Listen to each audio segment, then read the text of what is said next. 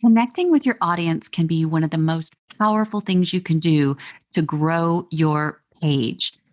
Listen in this week as we hear from my friend Michelle Brooks as she shares some of these secrets that she used to grow her page, doing just that. She connected using memes, and we've seen them, they're all over the internet, but she used them in a specific way in order to grow her audience, to know, like, and trust her to the point where the next natural thing was to buy from her. Listen in as we hear from Michelle.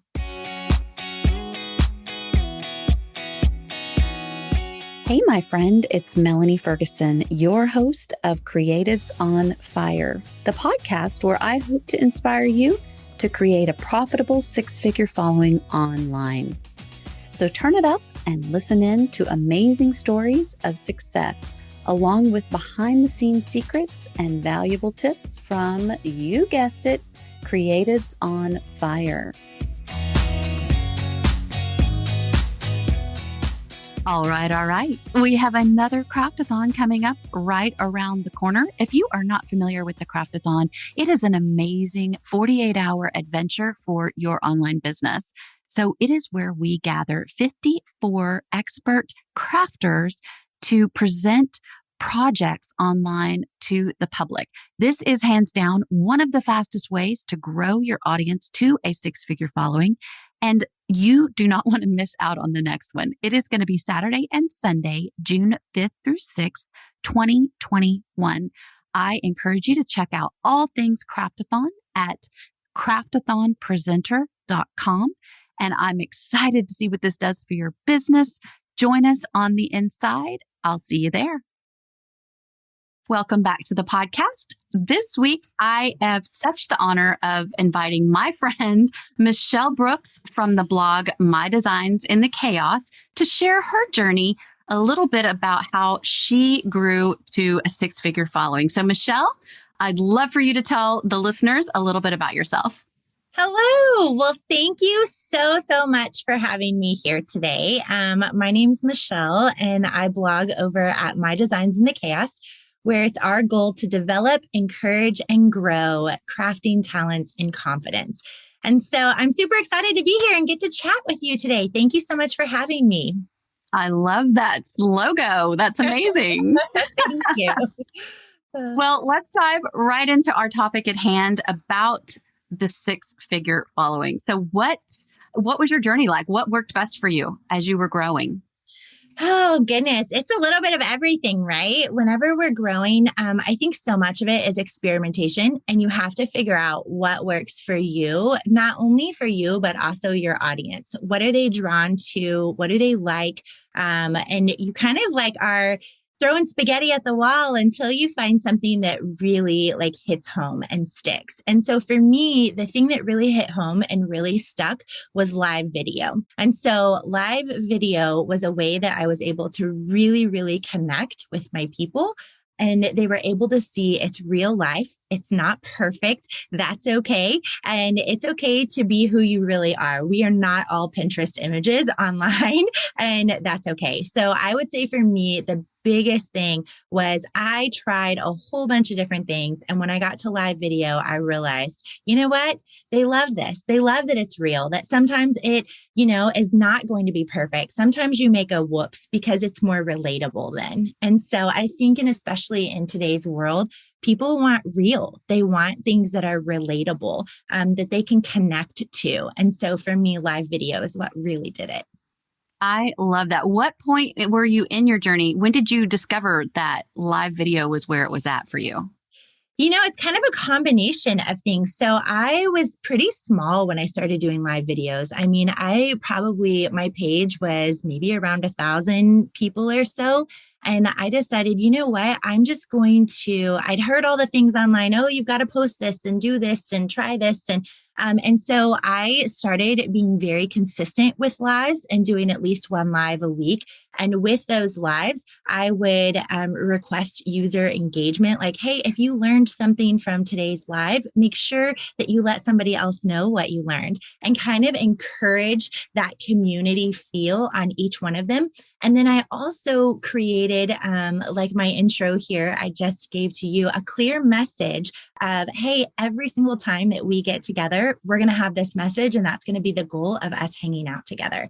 And I think that consistency is one thing that also really, really helped. And then another aspect too, in addition to the live video, was memes. Memes did really well for me on my page, and they still do. And so I think it's the humor element. People come to Facebook to zone out, right? They want to get rid of all the things that are going on in their life of, oh, I don't want to have to think about that right now, or they're wasting time or something like that. And so when you can get them to smile, feel lighter, have a load lifted off of like, okay, I don't have to think about that right now, they're going to want to connect with you more and see more of that. And so I think that those couple elements really helped in my growth. I love, love, love that. So that is something we haven't heard yet about on the podcast, the memes. So tell us a little more. Let's dive deeper. Did you create these yourself, or did you scour the web and find good ones, or how did that look for you? And did you have like a process where you knew every other post was going to be a meme, or twice a week, or how did that look? Yeah, so the memes were a really interesting aspect for me. So I created all my own memes. And what I would do is I would see on like my live videos and in my Facebook community, what were people saying and what were people responding to? And I would literally take some of the comments and things that people were saying, and I would see how I can spin that into something that we can all connect with. I think such a huge piece of the puzzle is that we're not talking to our audience, we're talking with our audience. And so when I would create a meme and I could say something like, isn't this relatable? Or doesn't this speak to you? Or who do you know that this is talking about? And people were able to really easily share that, but it didn't reflect them in a bad way. It reflected them in a way of, this is who I am and she gets me. And so I need to tell this to the other people who would also get that. And so I think through creating the content like that, it really just resonated with my people because they were like, that's me, that's me. And every time they would say that, they would want to share it. And so, I mean, we've had memes reach upwards of 3-4 million people. And that was when my page was below 50K. And so, and that's because they were able to really connect and say, hey, I totally get that in like a fun way. And so as far as how frequently I posted them, I don't think I really have a schedule for it. At this point, I kind of have a groove down of, oh, you know, it's been a while, I should post one. I'm not real big into schedules. And so for me, I kind of it was more based on a feeling of, oh, hey, it hasn't been a while, or whenever, you know, I would see something, I was like, oh, this is a great one, I'm going to post it. And then of course, I always would repost one because something that somebody has seen one time, even if it's 1 million people, there's still another million out there that haven't seen it. And so it's okay to reshare the same ones. And so I think that those things combined are what helped me continue to grow. So that is amazing. Did you reshare your own, or did you reshare from bigger pages ever? So I had a combination of both. So I reshare things from larger pages. I did that a whole bunch because you already have that Facebook juice, so to speak. And so I was like, hey, why do more work? Why don't I just share something I know is already doing well? But then I'd also reshare mine. So if there was one that was doing really, really well, and I do this now even, if there's one that I knew connected well and that my people loved, I would go ahead and after a couple days or a couple weeks, I would reshare that same one. And then that way it keeps the juice going. So when you did that, I'm just getting to the nitty gritty. Did you literally hit the share button on the old post, or did you recreate the post and make it new again? So it depended on what my goal was. I think that you have to do a little bit of both. So I literally hit the share button on some of them. Like if I was really close to 1 million, I was like, I really want this one to reach 1 million. Or I really want this to reach that 5 million point. I'm going to reshare those. And then some of them, if it was when it was a meme I created when my page was smaller, maybe like under 10K or under 5K, at this point, I would upload the meme originally. Now, I'm not going to share from back then because the reach was so much smaller. And so I think it's just a combination of the two. I don't think there's a right or wrong on that. I think you need to do a little bit of both just so that you're continuing to have fresh content out there that you know works, as well as keeping the old content fresh. Definitely. I agree 100%. So let's shift gears and find out, how did you know who your audience was, or did you kind of gear them towards who they were going to be for your page? What does that process look like? Yeah, so for me, I was pretty clear that I wanted to connect with people who had cutting machines. I did not want to niche down to only Cricut or only Silhouette or only, a certain type, but I knew that my audience was mainly people who had cutting machines because of what I offer, right? I have a membership that provides digital designs and I have a course. And so I really wanted that to be my audience. And so I was pretty specific on that. And so when I was trying to create memes or create conversations or do live videos, I wanted it to all be relatable to people who had a cutting machine. So you kind of started with your creative passion that you wanted to focus on, and then you carefully kind of guided your content to fit that. And then you invited the world to come and partake in your content. So that worked for you pretty well. Yeah, basically, I knew from the beginning, I started with creating the digital files that go with a cutting machine. And so that's how my page initially started. And then I realized I needed to share more than just my content and more than just what I'm offering. And that's where the live videos came in, the memes came in, and then it just kind of grew from there. So I had an end goal in mind of these are the people that I want on my page. And if people come to my page and they're like, we have no idea what a Cricut is, or we have no idea what a Silhouette is, then they're probably not my people. And so most of my things, they all connect to that in some regard. So I might have a meme about weeding and it's like, what is that? But if you're in the niche, you know exactly what it is that I'm talking about. And so I did that on purpose to make sure that the people who were there were my perfect people. I wanted them to make sure that they connected and resonated with what it was I was trying to say. And then I think in doing that, I grew faster because it was really clear who it was I was looking for, or not even looking for, but who it was that I wanted to connect with and talk to. Because like I said, it's a conversation, right? I didn't want it to be just a one-way street of here, come and consume my content. I wanted to hear from them as well. And so it became a conversation of friends of, something that they have in common. And so that's kind of what my page, it just kind of became a community. And it's a beautiful community at this point of people who all have this same thing in common. I love that you can call it a community, even though it's a page. So many people just look at pages as these sterile business cards when there's a lot of community that can take place if you're doing it right. And that is the key, I think. I agree with you, to the engagement. So let me ask you, what advice would you give yourself back at 1,000 followers if you were there today? I would say keep going, make sure you're really clear on your message and keep going. It takes time and it's okay. Not everything is going to work, and give yourself grace with that. If you are trying something out and it doesn't work, that's okay. You can move on and try the next thing, but keep going, and be consistent. That I think is one thing that's so huge, is that we try something for a week or we try something for a month and then we say, okay, this didn't work. and we throw it out the window. And you've got to be consistent. It did not happen overnight. It took time. And so I would just, give myself a word of encouragement. One, give yourself grace, and two, keep going. You got this. Yes, it is always keep going. You only fail if you quit, right? Exactly.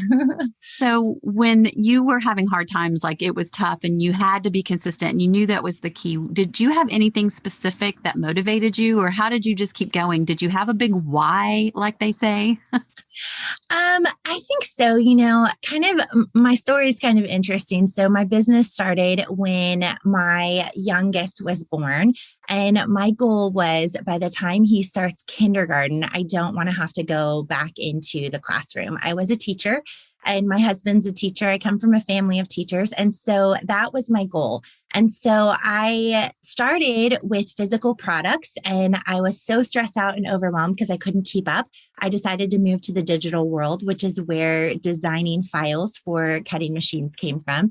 And then it's just kind of evolved from there. And so my end goal has always been by the time he starts kindergarten, I want to be able to be making a teacher's salary, which I far surpassed that. And it's super, super exciting to see where it's going to take me next. So, And how old is he now? He's 4. He's 4.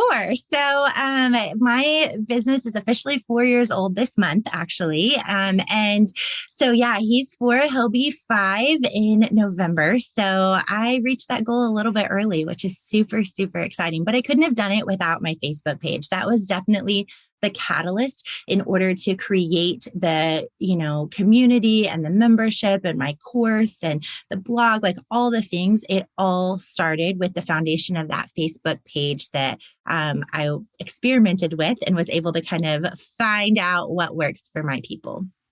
Definitely. And I love how encouraging it is to hear that it does take a while. It's not instantaneous, and that it does start with your audience. It starts with an audience. All those things are lovely, the blog, the membership, all the things. But without that audience to sell to, where would you be? Exactly. And I think too, it also, in addition to the audience, it starts with connecting with them so that they get to know you, so that you're not just a sterile Facebook page. They want to know who you are.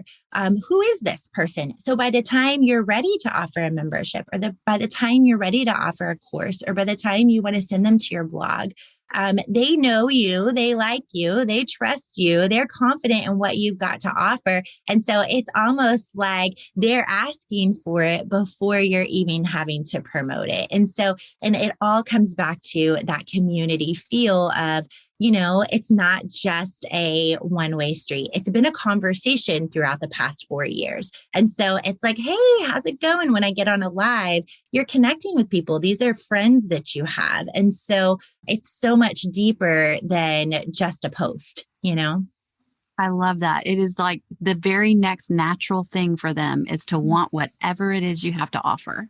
Yeah, they want to continue in that community feel and get to know you even more and get to know each other more. It's also, in addition to it being a relationship with me, it's relationships with each other, where they can hang out with each other and they can get to know one another. And that's what makes it just such a beautiful thing, is that in addition to it being you connecting with them, they're connecting with one another. I absolutely adore that. Well, let me ask you, I know you have littles at the house. You had a lot of distractions along your journey. How do you stay focused today? That's a great question. So, I have 4 kids and they are all age ranges. Like I said, I started this business when my youngest was born. And so he was just like a few months old. And so my next one is 2 years older than that. So he was 2. My next one after that was 4. So there was 3 at home that I was watching right when I started this business. And then I have my daughter who is she's a junior in high school. So we've got all age ranges. And so as far as how I stay focused, the notes section on my phone is like crazy full because as I'm out at baseball games or running errands or doing different things, when I think of things that I need to make sure I have happen or whatever, I make sure to make notes of those things. And then also I have to segment time during the day to be able to actually work.